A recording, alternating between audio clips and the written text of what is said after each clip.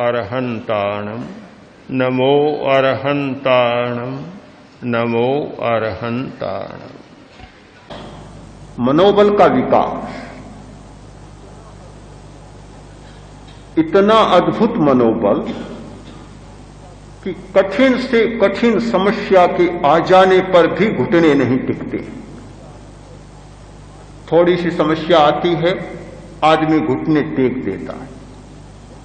बहुत बड़ी समस्या है और ज्यादा लोग ऐसे मिलेंगे कि समस्या न आए तब तक तो सब ठीक है, समस्या आई और घुटने टिकने में देर नहीं लगती। इसका कारण कि मनोबल नहीं है, इतना क्षीण है मनोबल कि सहिष्णुता का विकास नहीं है, किसी भी स्थिति को सहने की क्षमता नहीं है। हम जिस दुनिया में जीते हैं उस दुनिया में सर्दी भी है और गर्मी भी है। हम जिस दुनिया में जीते हैं वहां अनुकूलता भी है और प्रतिकूलता भी है। ये गर्मी है प्रतिकूलता, ये सर्दी है अनुकूलता, दोनों है। एक स्थिति कभी नहीं हो सकती। न कभी सर्दी का एकाधिकार हमारे यहां है और न कभी गर्मी का एकाधिकार है, दोनों बराबर चलते हैं। हम अपनी शक्ति का ऐसा विकास करें कि सर्दी को भी सह सकें, गर्मी को भी सह सकें। सर्दी को सहना भी बड़ा कठिन होता है, गर्मी को सहना भी बड़ा कठिन होता है, अनुकूलता को सहना भी बड़ा कठिन काम है और प्रतिकूलता को सहना भी बड़ा कठिन काम है। कभी कभी तो ऐसा लगता है कि प्रतिकूल परिस्थिति की अपेक्षा अनुकूल परिस्थिति को सहना और ज्यादा कठिन काम है। जब मनुष्य के सामने अनुकूलता आती है, इतना आवेग बढ़ जाता है, अहंकार बढ़ जाता है, आवेग बढ़ता है कि उसे सहन नहीं कर पाता। और बहुत बार ऐसा भी होता है कि एक साथ अधिक अनुकूलता आने पर आदमी अपने आप को भूल जाता है, कभी कभी प्राण भी प्रयोग भी कर लेता है। एक घटना है सौराष्ट्र की,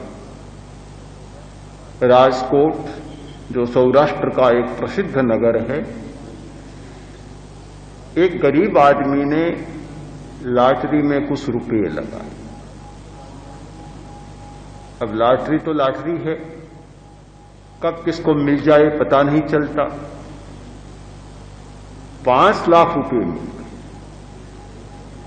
अब एक गरीब आदमी जिसको पूरी खाने की और रोटी नहीं मिलती और यकायक 5 लाख रुपए मिल जाए, बहुत बड़ी बात है।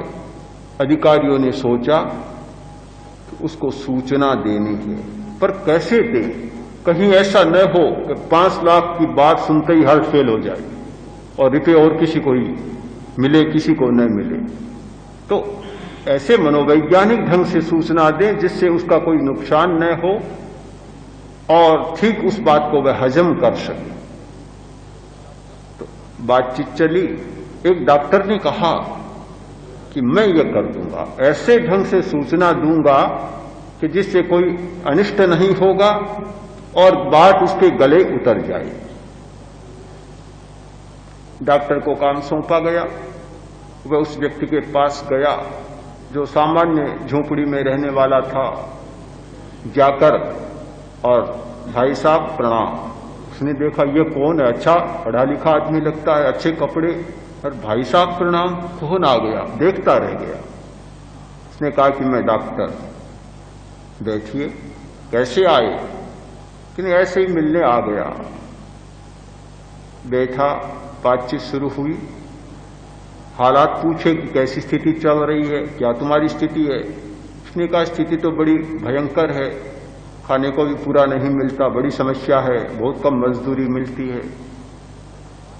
ठीक है। बात करते करते उसने बड़े मनोवैज्ञानिक ढंग से बात की और कहा कि तुम बड़ी समस्या में जी रहे हो, अगर तुम्हें कोई 10,000 रुपया मिल जाए तो क्या करोगी? कि कहां पड़े, कोई बात ही नहीं, 10,000 और 10 रुपये ही पूरे नहीं मिल पा रहे हैं, 10,000 की कहां बात है।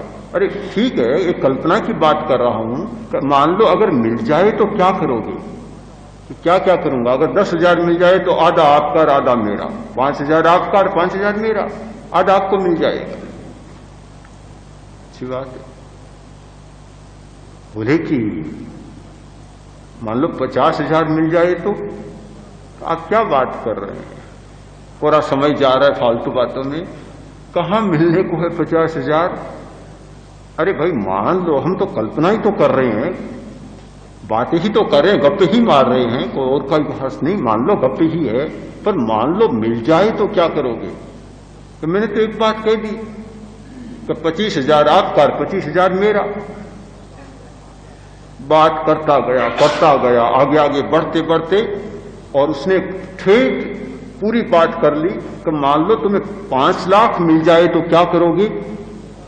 तो मैंने तो एक ही बात कह दी, मैं इस प्रकार बात को बदलना नहीं जानता, एक बात कह दी कि अगर 5 लाख मिल जाए तो 2.5 लाख आपका, 2.5 लाख मेरा। है 2.5 लाख मेरा, समझाने गया था डॉक्टर का हाल से।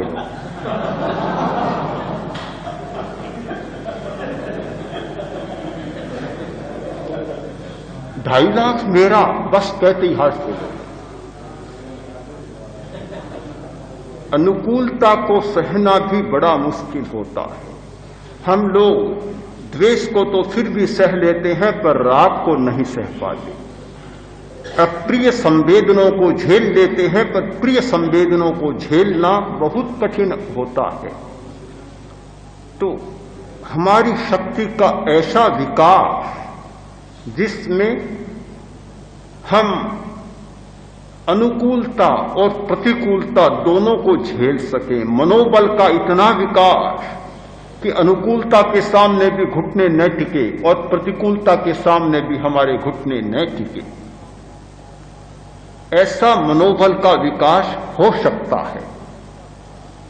भारतीय चेतना में शरीर बल, मनोबल के विकास की बहुत घटनाएं घटित हुई हैं, और ऐसा अद्भुत मनोबल कि जिसकी सामान्य आदमी कल्पना ही नहीं कर सकता। यदि हिंदुस्तान के पास मनोबल नहीं होता तो इतने बड़े साम्राज्य से अशस्त्र होकर लड़ना और अपने शताब्दियों से खोए हुए वैभव को और स्वतंत्रता को पुनः प्राप्त कर लेना कोई सामान्य घटना नहीं मानता हूं, विशिष्ट घटना है।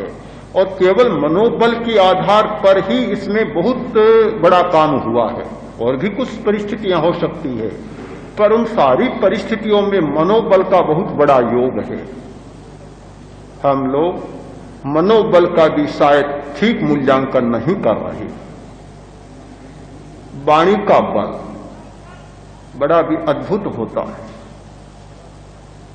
हमारी प्राणधारा यदि वाणी के साथ जुड़ जाए और वाणी का बल बढ़े तो एक व्यक्ति के मुंह से निकलने वाली बात विफल नहीं हो सकती। हमारे यहां वचन सिद्धि मानी गई है कि वचन की सिद्धि होती है।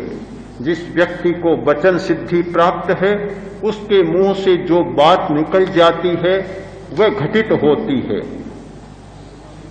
मुंह से जो बात निकल गई, परमार्थ यानी पदार्थ जगत प्रभावित होता है, परमाणुओं में संघटना हो जाती, एक हलचल शुरू हो जाती है और उन परमाणुओं को बदलना पड़ता है, वैसी घटना को घटित होना पड़ता है। या न जाने कितनी वचन सिद्धि की बात हुई है। आज भी ऐसे लोग मिलते हैं कि जिनके मुंह से कोई वचन निकल गया वह बात होनी ही होती है। वचन का बल, वचन में इतनी बड़ी शक्ति आ जाती है, यह भी प्राण शक्ति के विकास द्वारा संभव है। प्राण शक्ति जुड़ जाए तो शरीर का बल कल्पनातीत बढ़ जाता है। प्राण की धारा जुड़ जाए तो वाणी का बल बढ़ जाता है और प्राण की धारा ठीक जुड़ जाए तो मन का बल बढ़ जाता है। और प्राण की धारा जुड़ जाए तो श्वास का बल भी बढ़ जाता है।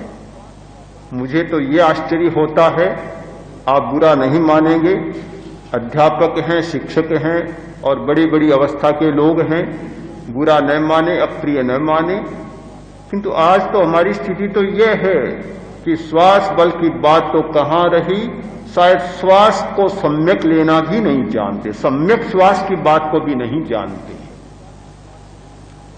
अभी एक शिविर था और उस शिविर में कुछ डॉक्टर भी भाग लेते थे और बड़े डॉक्टर जो यहां जयपुर की मेडिकल कॉलेज के प्रिंसिपल भी रह चुके हैं और बहुत प्रसिद्ध हैं कुछ अर्थों में, जिन्होंने कई खोजें की है, आते थे, भाग लेते थे। मैंने कहा कि श्वास, सम्यक श्वास का लक्षण है कि पेट फूलना चाहिए, सीना फूले, यह कोई सम्यक श्वास का लक्षण नहीं है। सीना तो अपने आप फूलेगा, किंतु श्वास के कंपन पेट तक जाए, डायाफ्राम सरके, जो हमारी ये मांसपेशी है तनुपट, वह थोड़ा नीचे, उसका दबाव नीचे जाए और श्वास लेते समय पेट फूले, छोड़ते समय सिकुड़े। उन्होंने कहा कि यह बात तो नहीं है, ऐसा नहीं हो सकता। मुझे बड़ा आश्चर्य हुआ और बड़ी विचित्र बात लगी कि इतने बड़े डॉक्टर और जिनके सामने एनाटॉमी, फिजियोलॉजी, ये सारे विषय बहुत रहे हैं और वे ऐसी बात कहते हैं। आखिर बात होते होते प्रयोग किया और उन्होंने कहा नहीं, बात तो यह सही है, ऐसा होना चाहिए, ऐसा होता है और सही श्वास यही है कि जिसमें सीना फूलने की बात तो गौण और पेट फूलने की बात मुख्य होनी चाहिए।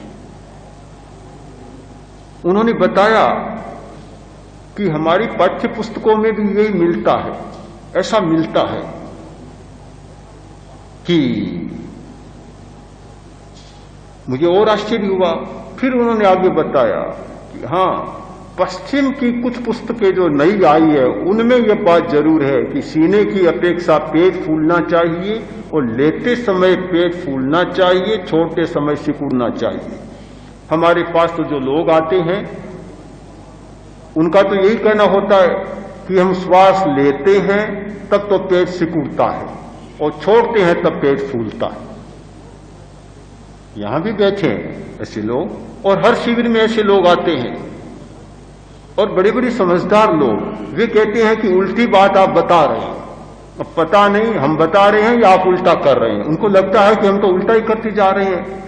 भला कोई चीज भीतर जाएगी तो सिकुड़ेगा कैसे? ये तो बड़ी विचित्र बात है कि भीतर में तो पानी जाए, रोटी जाए, दूध जाए, भोजन और पानी जाए और पेट सिकुड़ेगा, और जब खाली होगा तो पेट फूलेगा। क्या होता है क्या ऐसा? पेट तो तब फूलता है कि भोजन करते हैं और फिर जब आधा भोजन करते हैं, आधा हिस्सा यानी 50%, और 50% पेट को खाली रखते हैं पानी के लिए और भोजन के बाद होने वाली गैस के लिए।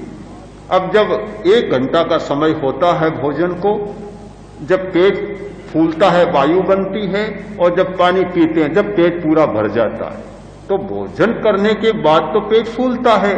पर अगर यह हो कि भी करते हैं तब तो पेट सिकुड़ता है, और जब उत्सर्ग के बाद पेट खाली हो जाता है तब पेट फूलता है। बड़ी विचित्र बात लगेगी। ऐसी ही बात यह है कि जब श्वास लेते हैं और कितनी लीटर श्वास को लेते हैं, पूरा श्वास लें तो 6-7 लीटर कितनी हवा जाती है, और उस हवा का दबाव जब नीचे जाता है तो पेट फूलेगा और छोड़ेंगे तब सिकुड़ेगा। बिल्कुल सामान्य सी बात है। पर सम्यक श्वास भी हमारे जीवन में नहीं है। जब श्वास सम्यक नहीं है, श्वास का बल नहीं है, तो ईंधन के बिना चूल्हा प्रज्वलित नहीं होगा। शरीर बल, मनोबल, वाग बल ये चूल्हा तब जलेगा, शक्ति का चूल्हा तब जलेगा जब उसे श्वास का ईंधन मिलेगा, ऑक्सीजन मिलेगा, प्राण वायु मिलेगी, तब ये चूल्हा प्रज्वलित होगा।